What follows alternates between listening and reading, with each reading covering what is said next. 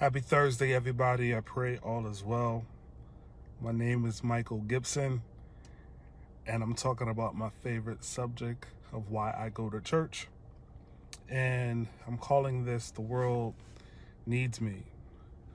I get inspiration from many different things. Many different people inspire me.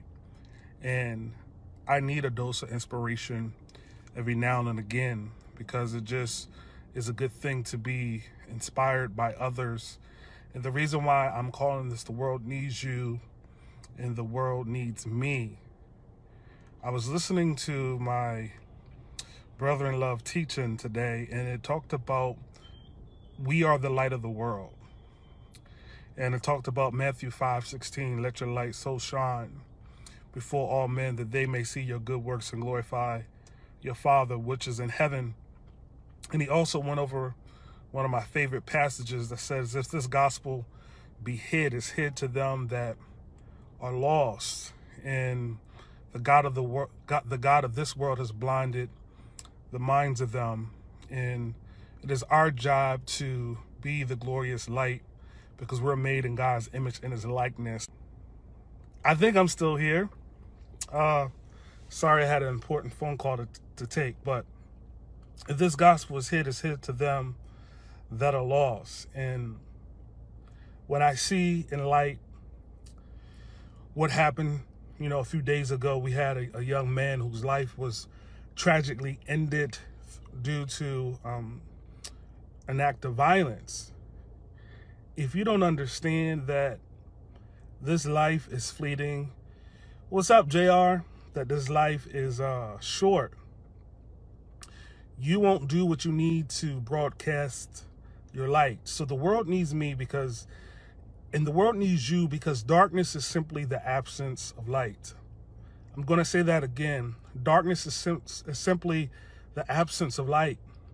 And if you take that scripture to heart, it says Matthew 5:16, that we are the light of the world will never have any light without anybody who believes in the creator and the giver of life and light, because the scripture says that God is the light of men. And we got to let our light shine, because right now a lot of young people are hurting over this man who lost his life. And the amazing thing is that gentleman did leave a legacy, which is powerful. But truth be told, this earth is only temporary.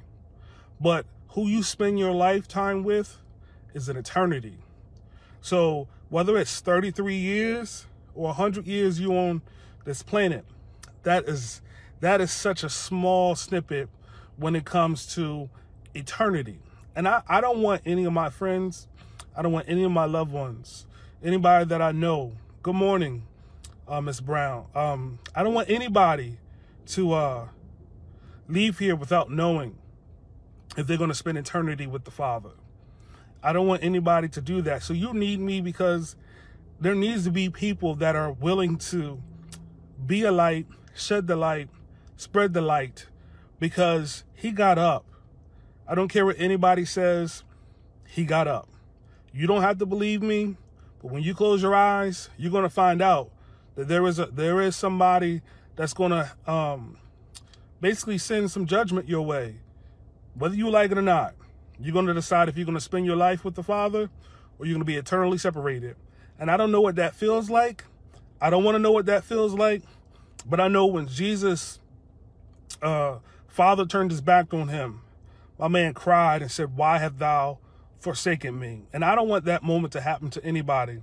So I come on here every week just to be an inspiration to somebody, to be a source of hope, to provide just another point of view, because many times growing up, people will say, you church folks are crazy, you church folks are boring, you church folks, you never have any fun. I'm telling you, I have a good life because I have mental clarity about who I am.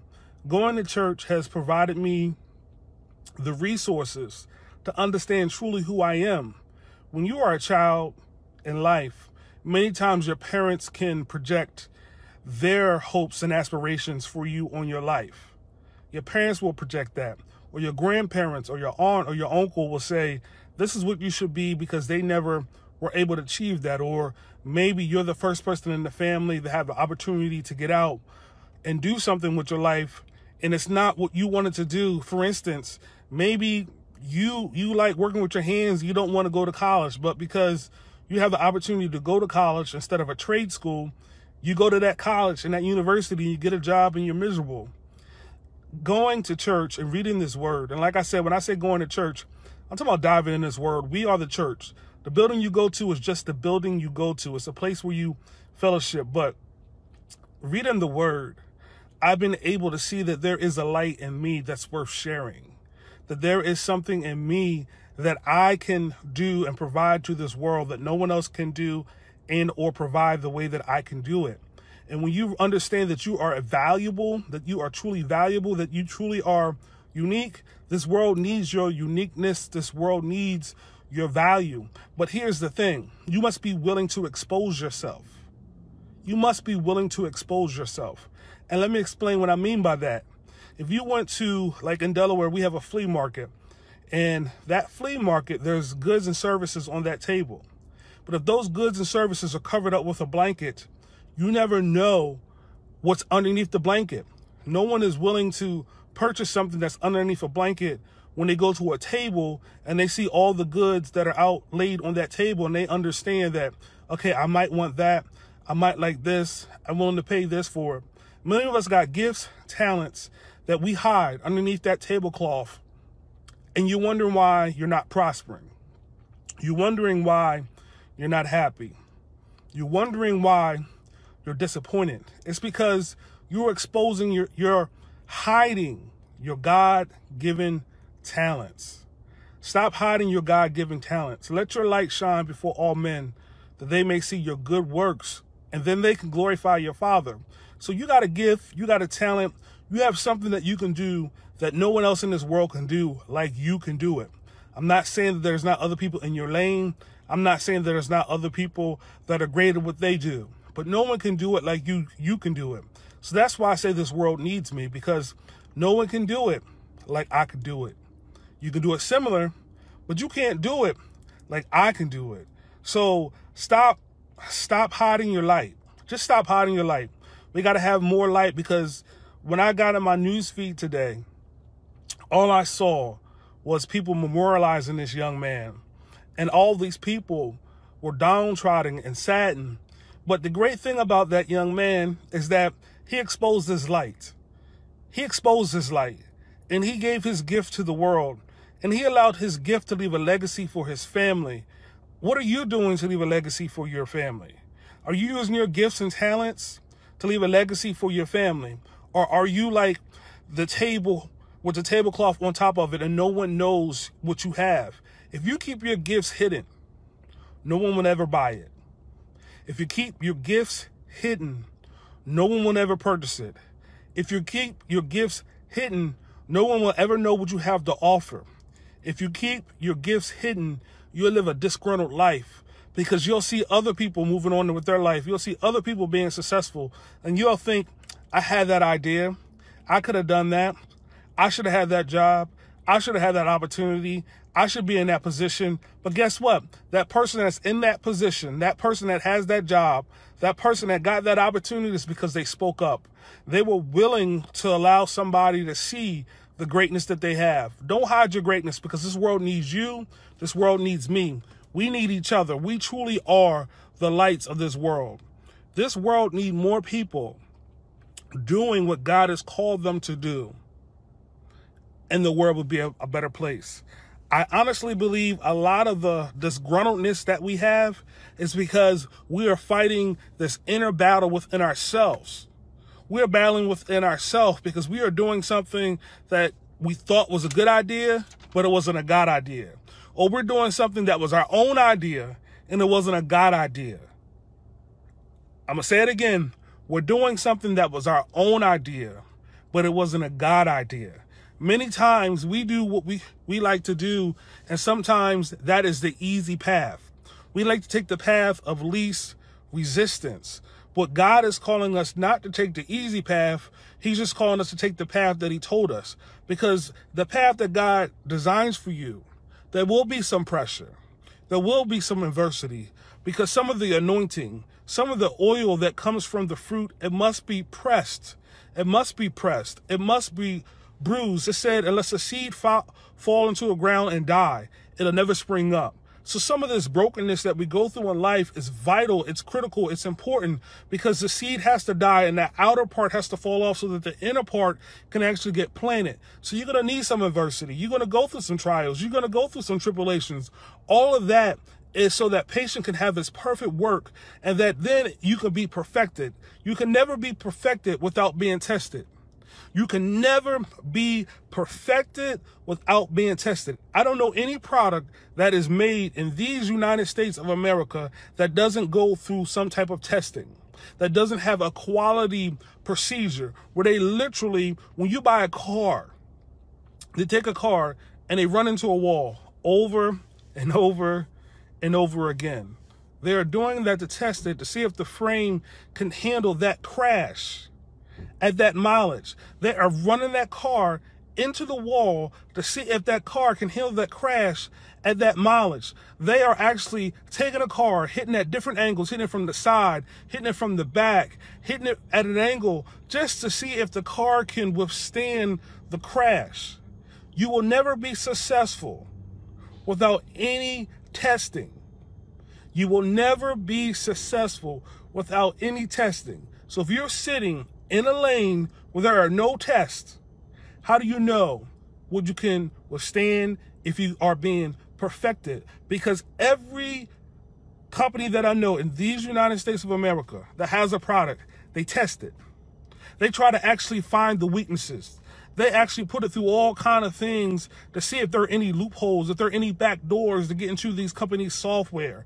If you have a ball, they literally test the laces. They do all kind of things to make sure that that product is capable to do what it says it's going to do. With your gift and talents, God is going to do things to perfect that gift and talents. So there can be no perfection without any testing. There can be no perfection without any testing. There can be no perfection without any stretching. There can be no perfection without any adversity. There can be no perfection without a little bit of fear saying, God, are you with me? Are we going to go through this? Make sure you don't leave me. That means sometimes the scariest things that you thought was scary becomes the things that can become exhilarating. I know sometimes when you get on a roller coaster and you get up at that hill, and there's been times people have talked me into something and I'm like, Lord have mercy. It's tink, tink, tink, tink, tink, tink, tink, tink, tink, and you get into the top and you're thinking like, why in the world did I let my kid talk me into going on this roller coaster? And then you go down the hill and you realize, wow, it wasn't that bad. And you're right, Margot. Preparation meets opportunity. And we got to be prepared to offer our gift. You cannot keep your talents hidden anymore. If you keep your talents hidden, you're going to live a life frustrated. Again, God has gifted us all, and this world needs your talent. Don't leave this world with your talents in the grave with you. Because they say the graveyard is the richest place in the planet. I want you to leave empty because this world needs you. I need you. You have something that you can offer that no one else was given the assignment to offer. But if you don't expose what you have to the world will never want it. If you never expose what you got, the world will never want it. If you never expose what you got, the world would never use it. If you never expose what you got, you can easily be forgotten. You can easily be forgotten. Because I work at a job. They can let me go today or tomorrow. And guess what will happen? They would replace me. But if you work your passion with your purpose in your lane, you're irreplaceable. They can't replace you. They can't replace you because God is giving you ability to do something that no one else can do. But when we work at a job, we are very much replaceable. They can hire somebody else and train them to do the exact same job that you do. They'll probably hire somebody else, have you train them, and then let you go. But when you work your gift that God has given you and the lane that he called you to work in, you are irreplaceable. They cannot replace you. So they can't get rid of you even if they wanted to get rid of you. The world needs our gifts and talents. Because like I said, this young man's life was taken away, but he left a legacy for his family, for his children, because he didn't hide his gifts and talents. And he didn't come from some big, flashy place. He came from a normal, small place. Now, you might say his life was ended. Guess what? People that are afraid to die are the people that don't do anything in this world. When you have done something in this world, when you have fulfilled your purpose in this world, when you're walking in your destiny in this world, when you work your gift in this world, you ain't afraid to leave because you know that you've given it all that you have. You've given it all that God has given you. And when you do that, you ain't afraid to leave. The people that want to stay here forever, that's because they got the woulda, coulda, shouldas. Get rid of your woulda, coulda, shoulda and just do something. Do something. Stop talking about it and be about it. Stop talking about it and be about it. We're too old. Well, I'm too old to keep talking about doing stuff and not just doing it. Be about something. So that when that day comes for you, whenever that day comes for you, because you use your gifts and your talents, your family can be taken care of because of your gift and because of your talent. Yes. A man that will stand for nothing will fall for anything. But when you're willing to die for what you believe in, you'll go 100%. You'll go 100%. And I'm telling you, God has given us all something that we can go 100% about. God has given us all something that we are willing to take whatever it is. And I'm telling you, God has called us to be a light. So I'm going to be a light no matter what. So if you don't like it, I don't care, because this is what God has called me to do. Matthew 5:16, let your light so shine before all men.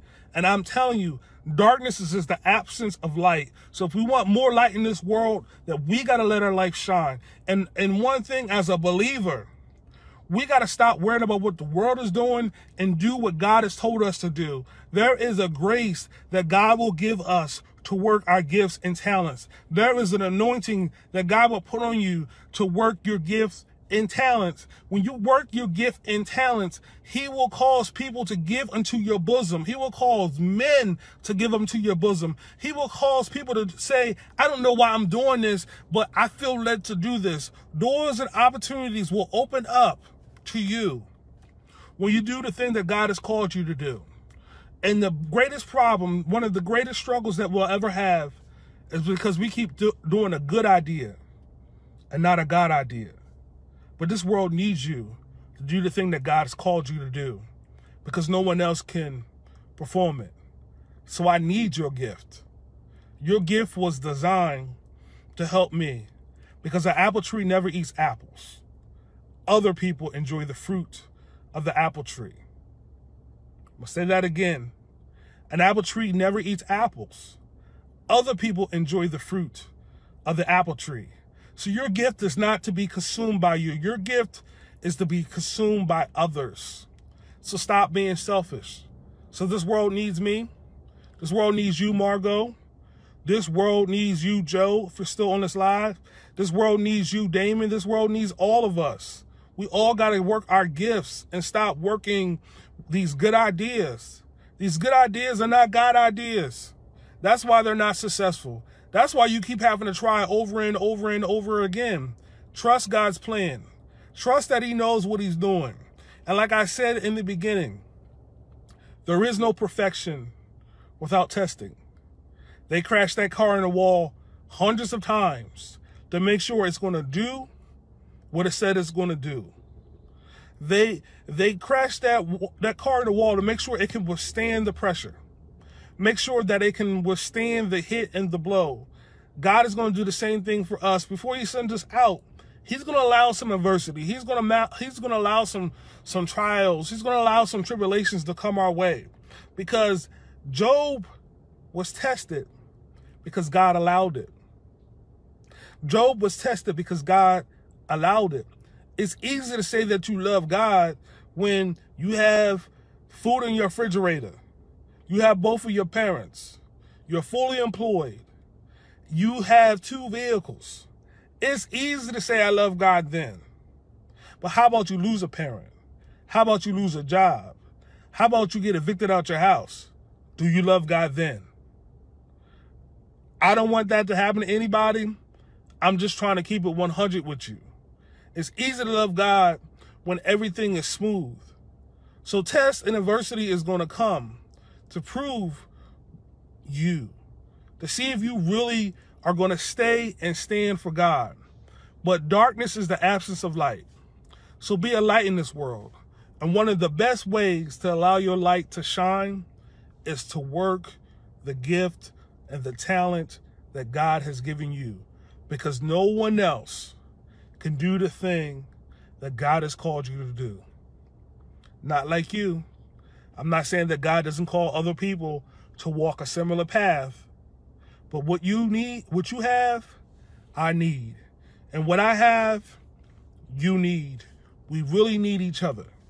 If you don't get anything out of what I said, we really need each other. And don't leave this world selfishly. Leave this world empty. Leave a seed that becomes a tree to your legacy. Leave a seed that will become a tree to your legacy. Don't hide what God has given you. Use it to the best of your abilities, because God is all sufficient. He knows all.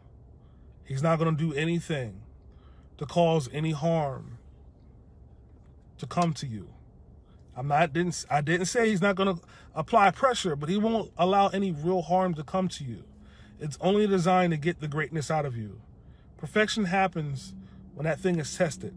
So don't get upset because of the quality control. Don't get upset because of the trials and tribulations. Don't get upset when you're being refined, when that sandpaper is being applied to your life. Don't get upset with that, because that's all part of the process. That's all part of the plan.